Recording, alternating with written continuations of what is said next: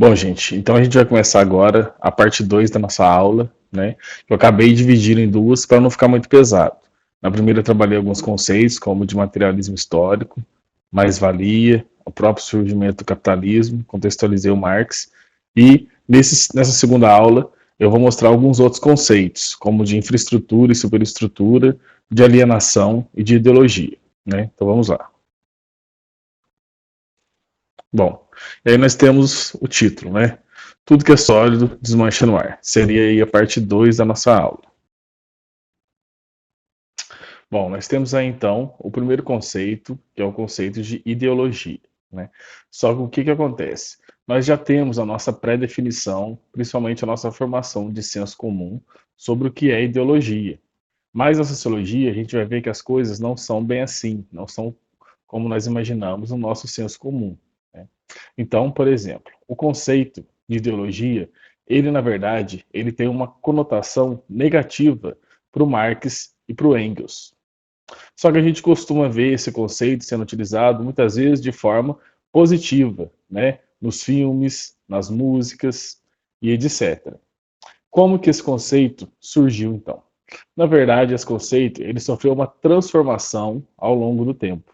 Ele começou significando alguma coisa, e à medida que as pessoas foram utilizando, que as pessoas foram adicionando seu conhecimento a esse conceito, ele foi modificando a sua forma. Então, hoje em dia, nós temos duas definições básicas de ideologia. Uma delas, ela é positiva, que é a do Antonio Gramsci, que é um intelectual italiano que defendia que as pessoas deveriam exercer a sua ideologia, que as pessoas tinham o dever de exercer a sua ideologia.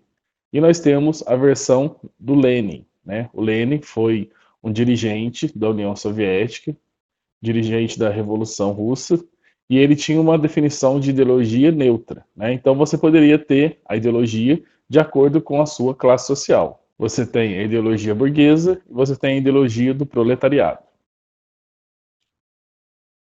Só que aí a gente vai na definição marxista, né? Que foi a definição do Marx e do Engels realmente sobre ideologia. Então, para eles, ideologia são as ideias que elas buscam conformar a chamada luta de classes, conformar as contradições. Então, são ideias que elas vão ter um aspecto negativo, né? Por quê? Porque elas vão fazer com que nós não conseguimos superar a contradição, a luta de classes, e vamos manter a situação da maneira como elas estão sendo, da maneira como elas sempre foram. Então, nós temos aí um exemplo de ideologia, seria a chamada meritocracia. O que é a meritocracia? É um sistema onde os mais destacados, as pessoas que estão em melhores posições, são as pessoas que possuem mais mérito. Mas será que é assim que funciona na nossa sociedade? Será que é assim que realmente funciona? Né? Se a gente olhar em volta, se a gente analisar as situações, a gente vai ver que não são as pessoas mais dedicadas, as pessoas mais esforçadas, as pessoas que têm mais mérito, que são as que destacam. Não necessariamente, pelo menos. A gente sabe que algumas pessoas têm condições mais favoráveis do que as outras, né? Como está nos exemplos que a gente vai ver a seguir. Então, nós temos aí uma imagem que representa os efeitos da ideologia, né? A pessoa está trabalhando, né? Achando que ela está enriquecendo e tem outra pessoa lucrando em cima do esforço dela. Nós temos aí então duas charges sobre a meritocracia, que seria uma forma de ideologia na nossa sociedade, né? Então são ideias que nós nos apegamos, mas que elas são negativas, certo? Porque elas buscam conformar a contradição, buscam conformar a luta de classes. Bom, a alienação é um conceito que nós temos também muitas formas de utilizar, né? Por exemplo, na psiquiatria, ele pode ser usado para descrever alguma patologia, alguma doença.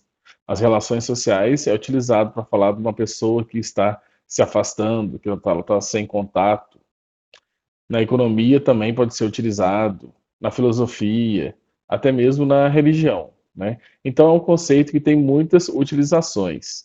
E a do Karl Marx ela é uma dessas utilizações baseadas na filosofia. Então, a primeira elaboração de alienação do Karl Marx, ela foi derivada de uma concepção de Hegel. Porque, como eu disse na outra aula, o Marx, no início da sua carreira acadêmica, ele era um hegeliano, ou seja, ele seguia as ideias de Hegel, né? Então, a alienação, ela é também um fenômeno muito amplo. Ela pode ocorrer em relação ao trabalho, em relação à natureza, em relação a nós mesmos, em relação aos outros seres humanos. Então, ela é muito ampla, certo? A gente vai ver mais a alienação do trabalho, certo? Bom, e de todas as concepções marxistas de alienação, a gente pode resumir que ela se refere ao quê? A um processo que ocorre entre o homem e a sua essência. Só que qual que é a essência do homem?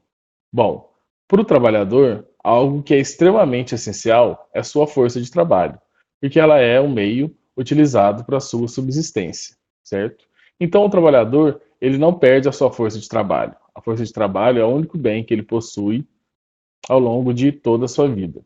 Mas ele pode ter o seu trabalho alienado, ou seja, ele vai trabalhar na fábrica, seja lá onde for, vai trabalhar o mês inteiro e ele não vai ver a importância que ele tem naquele processo produtivo. Isso ocorre devido a diversos fatores, né, que foram aumentando ao longo do tempo, como por exemplo as condições de trabalho, que a gente vai ver nas próximas charts, né? Então, nós temos aí dois exemplos de alienação, né?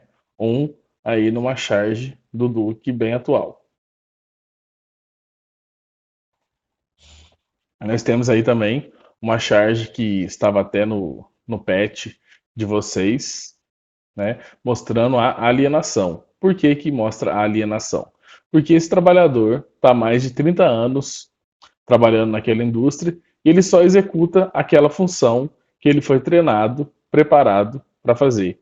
Ele não domina todo o processo produtivo, certo? Isso é o chamado trabalho alienado. Nós temos agora o conceito de infraestrutura e superestrutura, certo? Que são conceitos que são obtidos através de uma metáfora que o Engels e o Marx utilizaram para explicar como é que seria o funcionamento da sociedade. Então, para eles, a sociedade, ela funciona como se fosse um prédio. E esse prédio, ele tem a sua infraestrutura ou estrutura e a sua superestrutura.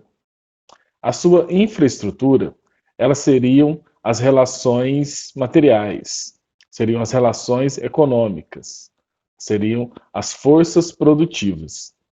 E a superestrutura seria o Estado, as leis, a política e etc. Certo? Então, o que que acontece?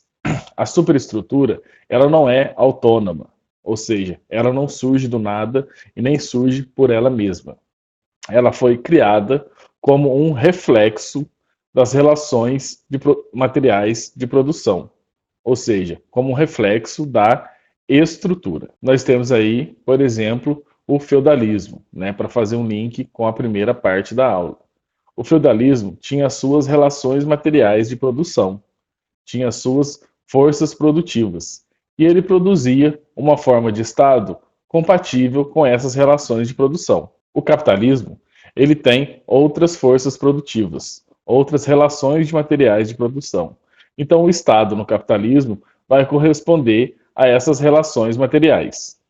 A infraestrutura, ela vai corresponder a uma fase em que as forças produtivas se encontram, certo? E daí vai nascer a superestrutura. Então aí nós podemos ver que o quê? Uma alteração na base, uma alteração na estrutura da sociedade, ela vai causar uma alteração na superestrutura. Porém, a gente pode perceber que não é uma relação tão simples assim de causa e efeito entre infraestrutura e superestrutura. Por quê? Porque a superestrutura, ela pode influenciar essa estrutura, certo? Então, por exemplo, o Estado, ele pode definir o regime de propriedade. Se ele fizer uma alteração nesse regime de propriedade, isso pode causar uma alteração na estrutura, que consequentemente vai gerar uma outra forma de Estado. Então, não é um simples economicismo, como se a economia fosse o determinante de tudo, já que ele é pautado no chamado materialismo histórico, que a gente já viu na última aula, que é basear suas reflexões com base nas relações materiais. E aí nós temos a nossa bibliografia, né? É a mesma da aula passada, um livro didático e o dicionário do pensamento marxista. E essa foi mais uma aula. Espero que todos tenham gostado e até a próxima.